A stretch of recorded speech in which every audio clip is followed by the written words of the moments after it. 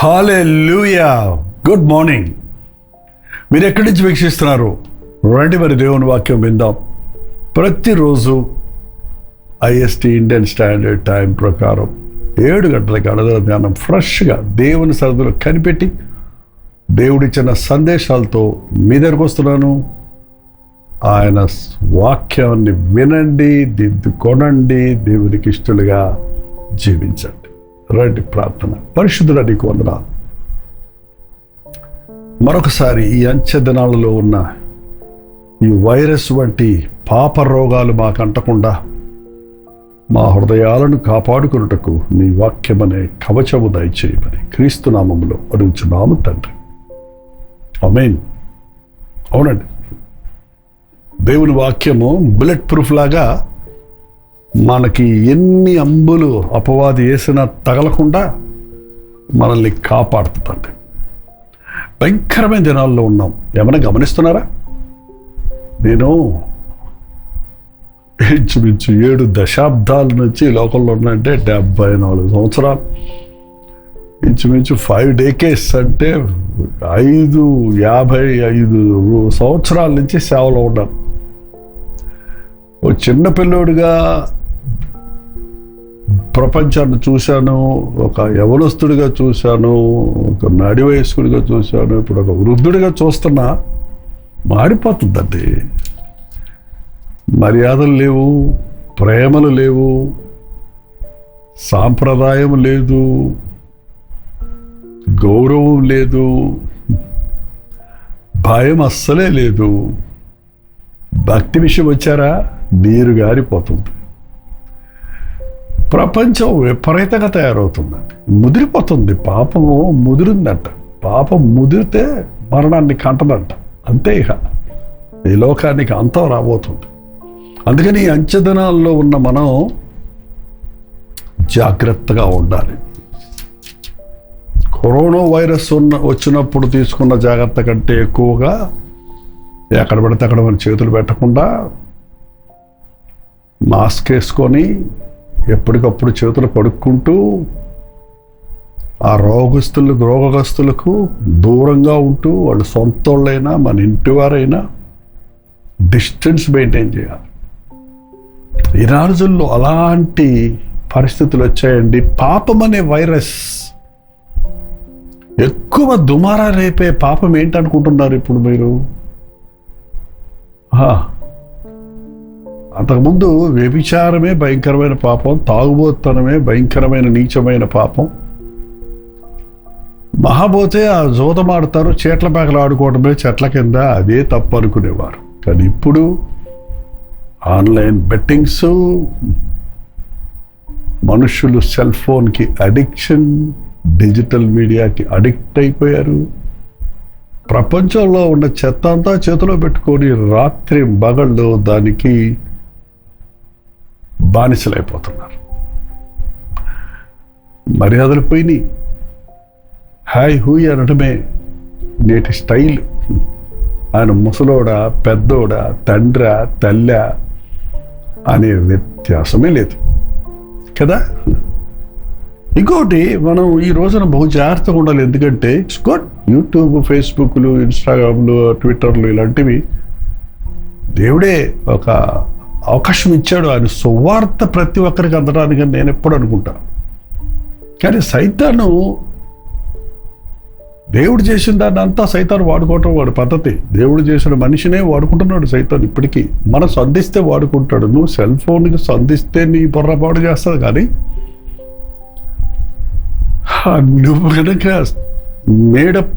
మనస్సులో నిశ్చయం చేసుకుంటే వ్యర్థమైన వాటిని నేను చూడను అని తీర్మానం చేసుకుంటే యూ కెన్ ఓవర్కమ్. ఎందుకు ఈ రోజుల్లో ఎక్కడ చూసినా ఈ ఫేక్ న్యూస్, ఆ రోజుల్లో అయితే అది గొసగొసలు అనేవాళ్ళు. ఏంటండి? గొస గొస అని గొసగొసలు ఆడుకునేవాళ్ళు. వాళ్ళ సంగతి తెలుసా, వీళ్ళ సంగతి తెలుసా, వాళ్ళంట వీళ్ళంట అని చెవుల్లో చెప్పుకునేవారు. ఈ ఇంట తల్లి ఆ ఇంటికి వెళ్ళి, ఆ ఇంటి అక్క ఆ ఇంటికి వెళ్ళి, ఇక్కడ అక్కడ అక్కడ ఇక్కడ ఇక్కడ అక్కడ చెప్పి ఆ ఇంటికి ఈ ఇంటికి మధ్య భేదాలు విభేదాలు పెడుతూ ఎన్ని కుటుంబాలు కోల్పోయాయో తెలుసా అండి? ఎన్ని బాంధవ్యాలు తెగిపోయాయో తెలుసా? ఈ గాసిప్ అనేది, గొసగొసలాడటం అనేది దేవునికి విరోధమైన పాపమే. ఈ గాసిప్, స్లాండరింగ్, ఫాల్స్ విట్నెస్ అంటే గొసగొసలు, కొండాలు చెప్పటము, నేరాలు మోపటము, అబద్ధాలు ఆడటము, డంబాలు చెప్పటము, ఉన్నది లేనట్టు లేనిది ఉన్నట్టు కల్పించటము, ఇవి సర్వసాధారణమైపోయాయి. 99% of the information that we are getting from the media is ఇదే గొసగొసలు. అదేంటోనంటే మనకి మన తప్పు ఎవడన్నా కొంచెం ఎత్తాడంటే మనకి భలే కోపం వస్తుంది. కానీ ఇతరుల విషయం, ఇతరుల తప్పులు, ఇతరుల పొరపాట్లు మనం డిబేట్లు పెట్టుకొని మాట్లాడుకుంటూ గొసగొసలు ఆడుకుంటూ దాన్ని ఎగ్జాజరేట్ చేసుకుంటూ ఉన్నదానికంటే ఎక్కువ కల్పితమైన మాటలు, ఉన్నది ఎంతైతే అంతంతగా మాట్లాడుకొని చెప్పుకునే మాటలు, ఇతరుల గురించి చెడుగు మాట్లాడే మాటలు అంటేనంట కొంతమందికి పకోడీలు, వేడి వేడి పకోడీలు తిన్నట్టు ఉంటుందంట. ఏంటండి? ఒక ముగ్గురు మనుషులు ఉన్నారంటే 4వ వ్యక్తి గురించి మాట్లాడతారు. ఆ 4వ వ్యక్తి వచ్చాడు అనుకోండి, వాడి గురించి మాట్లాడతారు. ఇక్కడ వీళ్ళు నలుగురు కలిసి 5వ వ్యక్తి కోసం మాట్లాడతారు. ఇంకొకడు వచ్చాడు అనుకోండి, వీళ్ళందరూ కలిసి దేశం గురించి మాట్లాడతారు. ఇంకొకడు వచ్చాడు అనుకోండి, వాళ్ళందరూ కలిసి ప్రపంచం గురించి మాట్లాడతారు. ఇదేంటది? ఎందుకంటే మనకి నేనేమి చేసి తిని నేనెట్లా ఉన్నాను అనేది దేవుని బిడ్డల పరిస్థితి. వాడెట్లున్నాడు, వీడెట్లున్నాడు, వాడి తప్పేంటి, వీడి తప్పేంటి గెలికేది మన పని కాదండి. ఇతరుల వ్యక్తిగత జీవితాల్లోనికి వెళ్ళి వాళ్ళ ఇంటి గుట్టును బయటపెట్టడానికి, వారి రహస్య జీవితాన్ని బయటపెట్టడానికి, వారిని గురించి ఏదో నువ్వు సగం విని సగం తెలుసుకొని దాన్ని గొసగొసల ద్వారా ఊరు వాడ విస్తరింప చేయటం అనేది అపవాది పని అండి. వాడు రాత్రి మగళ్ళు సహోదరుల మీద నేరం మోపుతా ఉండడం బైబిల్ చూసారా? దయచేసి సాతానుకు పనివారిగా ఉండకండి. మీ కంటితో చూడని దాన్ని, మీ చెవితో వినని దాన్ని, మీకు తెలియని దాన్ని, మీకు అవసరం లేని దాని గురించి మీరు ఎందుకు మాట్లాడాలి? అంతే కదా? ఈ గుసగుసలు ఆడేవాళ్ళు ఎక్కడో దేశంలో సంగతి ఉండండి. మీ ఇంట్లో ఉన్నారా? ఇంట్లో ఉన్నారా? ఇవాళ అనేక కుటుంబాలు కూలిపోవడానికి కారణం గుసగుసలాడే స్త్రీలండి. మీ భర్త అలసిపోయి ఇంటికి రాగానే మీ అమ్మ గురించి ఏదో చెప్తావు, ఇట్టంది నన్ను అట్టందని. ఆమె ఒకటంటే నువ్వు 10 చెప్తావు, ఇంకోలా చెప్తావు. కాబట్టి నిన్ను తిడతాడు, ఆమెతో కూడా పెట్టుకుంటాడు, మొత్తానికి నీ సమాధానం పోగొట్టుకుంటావు. కొంతమంది అత్తలు అంటే, ఇప్పుడు వచ్చింది ఈ పిల్ల, నా చిన్నప్పటి నుంచి నా బిడ్డను నేను పెంచా, వీడు నా బిడ్డ, నా మాట వినాలి, నా ఇష్టం వచ్చినట్టు ఉండాలని వైరాగ్యం ఉంటుంది తల్లికి. మరి ఉంటుందా? అందుకని కొడుకు ఇంటికి రాగానే నీ పిల్ల పెట్టరా, నీ భార్య ఇట్రా అని ఏదో ఒకటి చెప్తా ఉంటే ఆ కుటుంబం వెళ్ళిపోతే తల్లి ఎవరన్నా సంతోషంగా ఉంటారా? Don't gossip.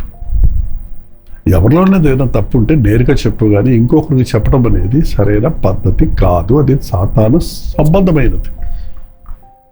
కొంతమంది పని పాట ఉంటుందంట, వీళ్ళ జాబే అది. ఆది సంఘంలో ఉండేవారు, ఆ లిబియా ఖండంలోనే రాయబడింది, మీరు కొండెములాడుచు ఇంటింట తిరగకూడదు అని. లిబియా ఖండం 16వ అధ్యాయంలో ఉంది. ఒకసారి చదవండి అదంతా. 19వ అధ్యాయంలో ఉంది, చదవండి 16వ వచనంలో. కొండెములాడుచు ఇంటింట తిరగకూడదు. ఆ ఇంటింట తిరిగేవారు. మా చిన్నప్పుడు ఈ భర్త పిల్లలు స్కూల్కి వెళ్ళిపోగానే ఏమే తలిపేసుకొని పక్కింటికి వెళ్తారు. అక్కడ ఏదేదో వాళ్ళకి చెప్పి వాళ్ళు చెప్పినవన్నీ మళ్ళీ వేదేసుకొని ఇంకో ఇంటికి వెళ్ళి అక్కడ వెళ్ళి అట్లా కార్పొరేషన్ మున్సిపాలిటీ ఎద్దుల బండి కుప్పతోటి ఎత్తుకుపోయినట్టుగా అన్నీ అక్కడ మోసుకెళ్ళిపోతూ ఉంటారు. ఈ రోజుల్లో ఈ వాట్సాప్లో వచ్చాక వెంటనే షేర్ చేసి ఒక పనికి మాలిన వారి గురించి వింటే అక్కడితో ఆగరే దాన్ని మీ ఫ్రెండ్స్ అందరికీ షేర్ చేసేయాలి. అది నిజమా,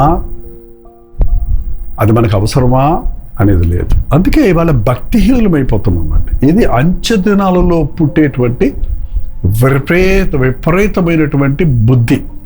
తిమ్మతికి రాసిన పత్రిక 5వ అధ్యాయం 13వ వచనంలో, మరియు వారి ఇంటింట తిరుగులాడుచు బద్ధకురాండ్రొకట మాత్రమే కాక ఆడరాని మాటలాడుచు వదరుబోతులను పొరల జోలికి పోవారును అగుటకు నేర్చుకొందరు. ఇట్లా దూరం పెట్టుకో. గజ్జి కంటే విపరీతం, కరోనా కంటే భయంకరం. ఇంటింట తిరుగులాడుచు బద్ధకరాడవుటే కాక ఆడరాని మాటలాడుచు వదరుబోతులను పరుల జోలికి పోవారుగా. దయచేసి ఈ రోజున అటువంటి బుద్ధులు నీలో ఉంటే మీ జీవితాన్ని సరిచేసుకోండి. రోమీయులకు రాసిన పత్రికలో అంచె దినాల్లో మనుషులు ఎలా తయారవుతారు, దేవునికి చోటు ఇవ్వాలి మూలాన, దేవుని వాక్యానికి నీ హృదయంలో చోటు లేని మూలాన, దేవుని భయం నీలో లేని మూలాన, దేవుని యొక్క మనసును నీవు ఎరగని మూలాన, దేవుని సత్యాన్ని నీవు ఎరగని మూలాన, నువ్వు ప్రతివారు నిండు వారిని పొరుగు వారిని ప్రేమించమన్న ప్రభువు మాటను మరిచి ఎలా తయారవుతారో చూడండి. 1వ అధ్యాయం 29వ వచనం రోమీయులకు రాసిన పత్రికలో, అట్టివారు సమస్తమైన దుర్నీతి చేతను, దుష్టత్వము చేతను, లోభము చేతను, ఈర్ష్య చేతను నిండుకొని మత్సరమును, నరహత్యయు, కలహము, కపటము, వైరమును వాటితో నిండిన వారే కొండెగా అంటారు. తేలుకుంటుందండి కొండెం. తేలు కుట్టిందా? తేలు ఎప్పుడు వచ్చిందో మన దగ్గరికి ఎప్పుడు పుట్టిందో కనపడదు. చాలా మెల్లగా వచ్చి ఎవరు తక్కడ కుట్టు కట్టి వెళ్ళిపోద్ది. కానీ ఆ విషయం నీ కాళ్ళలోకి వెళ్ళగానే నువ్వు పట్టుకొని ప్రాణం పోయేటట్టుగా రోధిస్తావు. ఈ కొండగాళ్ళు అలాగే ఏదో ఒక మాట నీకు చెప్పి నీ భర్త మీదో, నీ భార్య మీదో, నీ బిడ్డల మీదో, పక్కింటోళ్ళ మీదో, మీ అత్త మీదో, మీ అమ్మ మీదో, మీ నాన్న మీదో, పాస్టర్ మీదో, పాస్టర్ గారు మా దగ్గరికి వస్తాయండి ఈ తేళ్ళు. ఈ పాస్టర్ గారు నిన్ను ఎట్టన్నాడు, ఆ పాస్టర్ గారు మిమ్మల్ని ఎట్టన్నాడు అని పాస్టర్లకి కూడా గొడవలు పెట్టే కొండేలుగా అంటారు. ఇప్పటికీ చాలామంది విశ్వాసులు అనబడేవారులోనే ఉన్నారు. విశ్వాసులు అనబడేవారంటే వాళ్ళు విశ్వాసులు కాదు. కొండేగాడు అపవాది, నేరాలు మోపేవాడు అపవాది. కొండేగా అంటును అపవాదకులను, అపనిందలేసేవారు, స్లాండరింగ్. ఏ చిన్నదాన్ని పెద్దది చేసి నేరం మోపేవారు. ఎంతమంది ఈ రోజున ఇతరుల మీద నేరం మోపుతున్నారండి. ఎవరో ఒకరి గురించి ఏదో చెడగా మాట్లాడితే అది నువ్వు ఊరంతా పంచుతున్నావు కదా. యోసేపు యజమానురాలు భార్యను బలవంతం చేశాడట. అయ్యయ్యో, ఎంతో మంచోడు అనుకున్నాం. యజమాని ఎంత నమ్మాడు, ఎంత దీవించాడు, ఎంత ద్రోహం చేశాడు, తిండిటి వాసాలే లెక్క పెట్టారు అనే గుసగుసలు ఊరంతా వెళ్ళిపోయినాయండి. ఆమె భర్త దగ్గరికి వెళ్ళిపోయింది. ఆయన వేరే ఆ అధికారి అందరి ముందు అతన్ని నేరం మోపబెట్టేం కాదు, జైలు పంపించేశాడు. సో ఇట్ బికేమ్ ఏమంటారు, మెయిన్ హెడ్డింగ్ అయిపోయింది ఆ రోజు న్యూస్ పేపర్లో కానీ ఉంటే. బ్రేకింగ్ న్యూస్ అయిపోద్ది. ఇప్పుడైతే యోసేపు నమ్మకస్తుడు అనుకున్నాం, ఇంత ద్రోహం చేశాడట. అక్కడ నిజంగా చేశాడా? చేసింది ఆమె, జరిగింది వేరు. కానీ ఇంటి యజమానుతో సహా ప్రతి ఒక్కరూ ఆ అబద్ధాన్ని నమ్మి చేయని నేరానికి అతన్ని చెరలో పెట్టాడు. నువ్వు నేనైతే ఏం చేసిందో కానీ అతను మౌనంగా ఉన్నాడు. నోరు తెస్తే యజమానుడు కుటుంబం విచ్ఛిన్నమవుద్దేమోనని. దేవుడు తగిన సమయంలో ఇతడు యథార్థపరుడని, ఇతనితో దేవుడు ఉన్నాడని ఐగుప్తు అంతటికి చూపించాడు. అన్నదాతగా హెచ్చించాడు. పడ్డవాడు చెడ్డవాడు కాదట. మీ గురించి ఇతరులు చెడుగు చెప్పుకుంటుంటే మీరు ఊరికే కంగారు పడిపోవద్దు, ఏడ్చుకుంటూ కూర్చోవద్దు. యేసయ్య మీద ఎన్ని నేరాలు మోపారో ఆయన స్పందించినట్టుగా మనం కూడా ఈ నేరాలు మోపే పనిలో పాలుభాగస్తులుగా ఉండొద్దు. గుసగుసలాడటం అనేది చెయ్యొద్దు. సగం సగం మాట్లాడతాం, సగం సగం అర్థహీనంగా అలాగంట ఇలాగంట అంట అంట అంట అంట అంట అనేది తంట. ఇతరుల మీద అబద్ధ సాక్ష్యాలు చెప్పొద్దు. కొంతమంది కావాలని అబద్ధంగా కల్పిస్తారు. నాబోతు మీద కల్పించింది యెజబెలు. పనికి వాళ్ళని తీసుకొని అతని మీద నేరాలు మోపి అతన్ని శిక్షించారు. యేసు ప్రభువు మీద పనికి వాళ్ళందరూ లేచి ఇట్టన్నాడు అట్టన్నాడు అని నేరాలు మోపి ఆయన్ని సిలువకు అప్పచెప్పాలని చూశాడు. కానీ ప్రభువు నేనే నా ప్రాణాన్ని పెడుతున్నాను, నేను అందుకొరకే వచ్చానని అంగీకరించాడు. మౌనంగానే అన్నిటినీ భరించాడు. ఈరోజు కూడా యేసయ్య అడుగుజాడల్లో నడవాలనుకునే మనం గుసగుసలాడటము, కొడ్డాలు చెప్పటము, ఇంటింట తిరగటము, ఫేక్ న్యూస్ని ఎంకరేజ్ చేయటం మానేసి యథార్థత కొరకు విశ్వాసముతో దేవుని సన్నిధిలో ప్రార్థించటం, అన్ని స్థితిగతుల్లో నిందల పాలైన అవమానాల పాలైన మనల్ని ఎంతమంది ఎన్ని విధంగా చెడు చేయాలనుకుంటా నీకు మేలు చేసే దేవుడు ఉన్నాడని నమ్మి మౌనంగా ఉండు, ప్రార్థనలో ఉంటూ ప్రార్థన చేసుకుందామా? పరిశుద్ధుడా నీకు వందనాలయ్యా, మరోసారి నీ పాదాల దగ్గరికి వస్తున్నామయ్యా.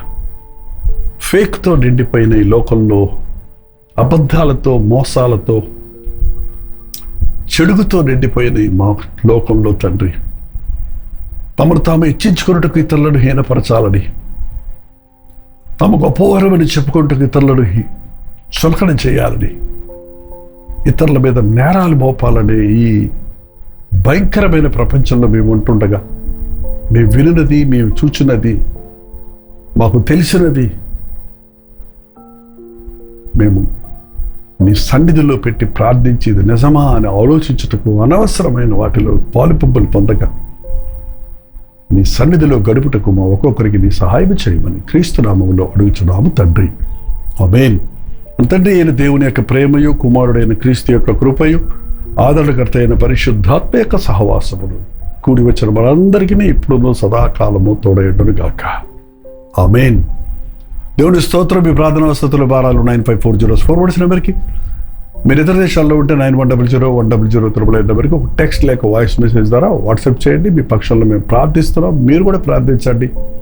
తప్పక ప్రభు జవాబిస్తాడు. ప్రభు చిత్తమైతే మధ్యాహ్నం 3 గంటల హెచ్చరిక, అలాగే రాత్రి 9 గంటల కలవరి ప్రతి దొడ్లో మళ్ళీ కలుసుకుందాం. అంతవరకు దేవుని మహాకృప మీకు తోడేడు గాక.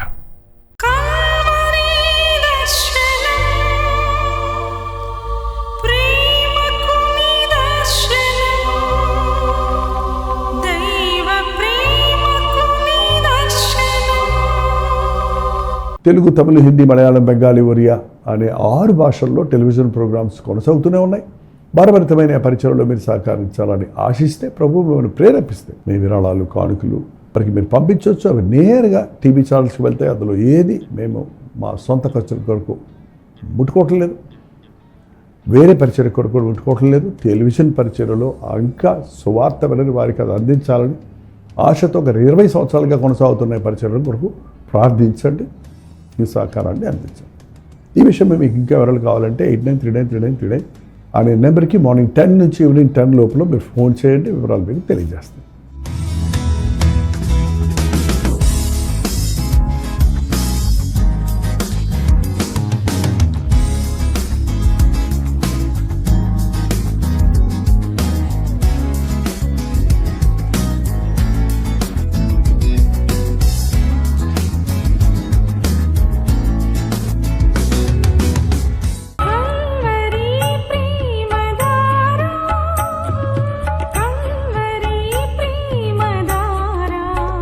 కల్వరి ప్రేమధార అనే మా ద్విమాస పత్రికను ఈ మధ్య త్రైమాస పత్రిక అంటే 3 నెలలకి ఒక్కసారి మాత్రమే ప్రింట్ చేయగలుగుతున్నాం.